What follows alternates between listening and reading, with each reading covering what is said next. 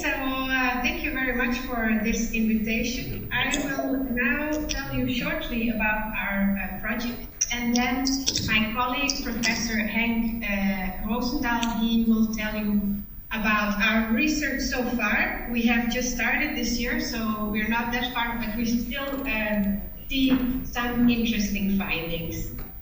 So I am now trying to, oh, here we go.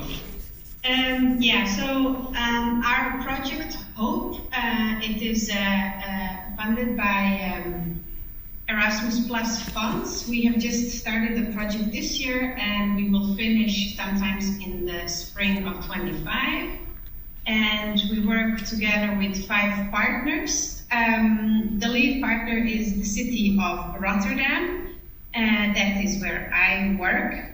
I am a subsidy advisor for most of our social projects, international projects, which is wonderful. And this one is definitely dear to me and very important. And so here we work with the Rotterdam University of Applied Sciences, with a healthcare provider in Treviso, Italy, Istra, Santa Casa da Misericordia from Amadora, also a healthcare provider, focusing on care for older adults, and then education development NGO Altera Vista in Syros, Greece, and together with Elisan as well, European Local Inclusion and Social Action Network, which you all probably are very familiar with.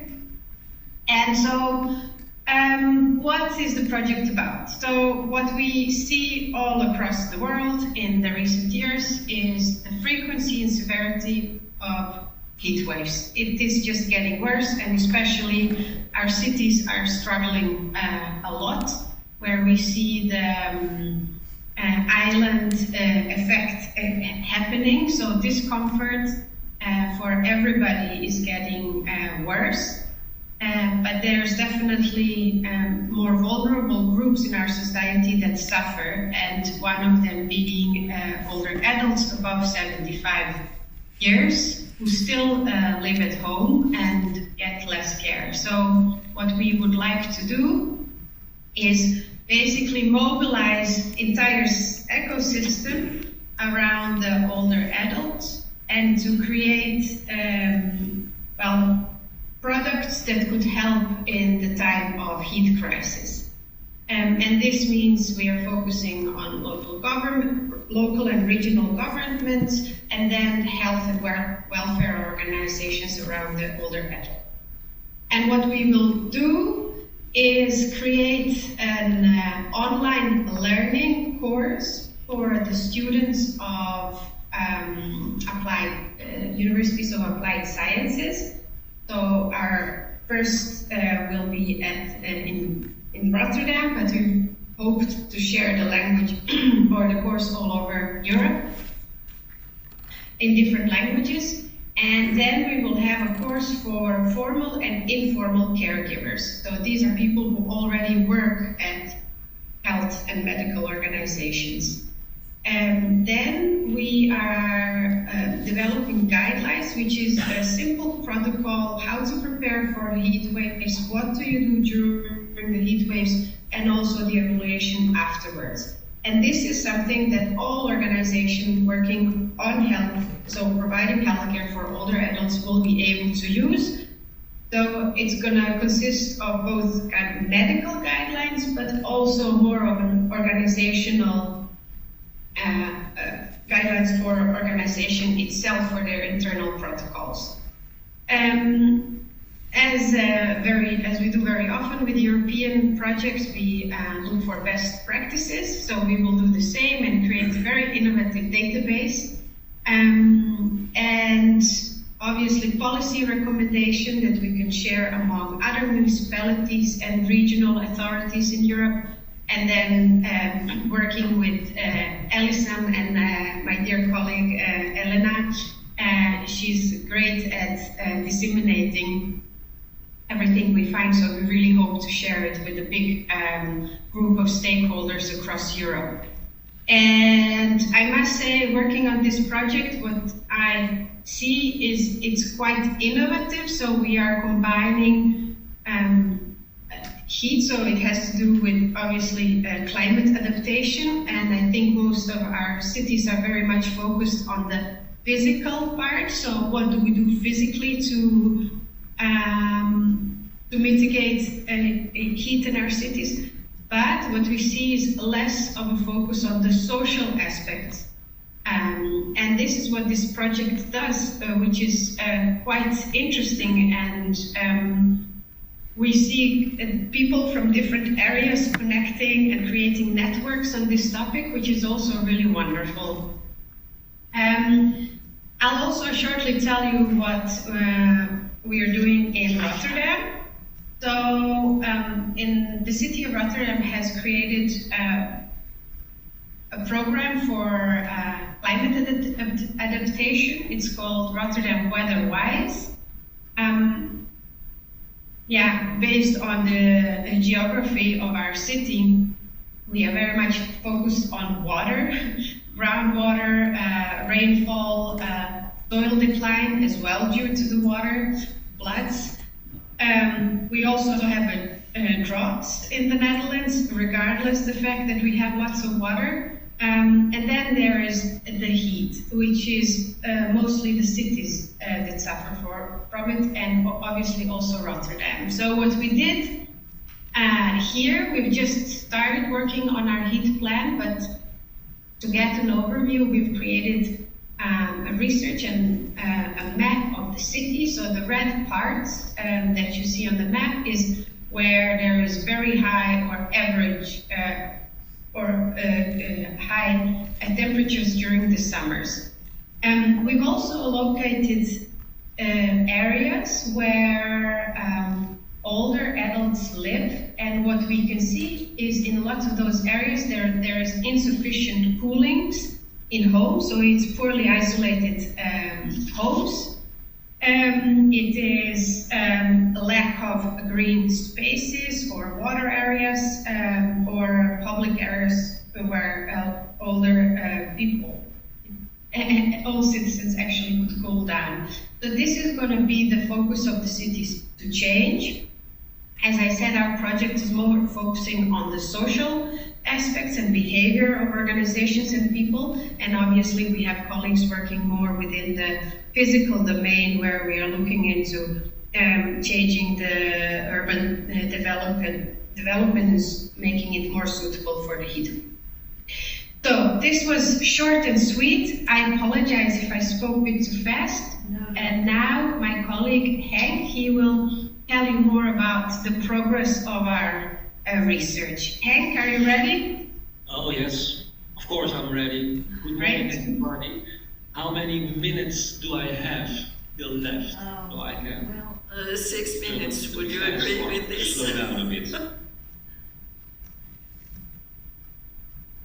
Anne-Marie, do you know how many minutes we have left? Yes, 6 minutes. Okay, we'll just get started. Can I have the next slide, please?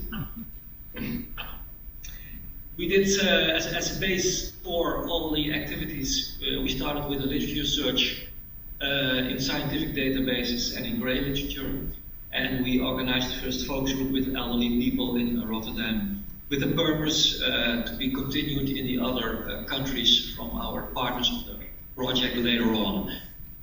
The general goal of these activities was to generate input for the database and the e-learning or book, the e-learning for students and the healthcare workers. The main research questions we addressed were which individually based interventions are effective with respect to preventing complications of heat waves for older people, and which community-based interventions. So we focused on individuals as well as the community. Yes, please. We started with a few keywords in the scientific databases on heat waves, elderly interventions, and we wanted to include publications of proven effective, proven ineffective, as well as promising interventions. So that's where we started. Yes, please. Can I have the next slide? We used a big database from our university where all the important scientific databases were partners. It's too far to go into that now, but all the important databases were included. We started with 3 actions. The first one was on heat waves and elderly in the title. The second was heat waves and elderly as a keyword. And the third one was heat waves and interventions as keyword. And then we added the word review in the title. As you can see, we found a few usable publications which had information as an input for our project. Yes, please. The next activities we discussed with our partners in Treviso a few weeks ago. We will do a second search with alternative keywords, so we will find more usable publications, and we'll do that in close cooperation with our partners. If you like to have some of our findings, what we did find, I can tell you later on if there's still time. The second activity we did was searching the grey literature. It's not the scientific literature, but the grey literatures, using Google, for example. And we were looking at 3 levels, at the micro, meso, and macro level. And the micro level is person to person. The meso level is what can a person do in their house. And the macro level is what can the government or the municipality do to prevent the complications of heat waves. That is what we did. We found lots of usable interventions we can use as an input for our e-learning. Then the next activity we performed was the focus group with elderly people. We did a tryout only a month ago. We made a script with questions and tasks of everybody, and we had a very nice meeting with elderly people. Yes, please. Next slide. You can see here a picture.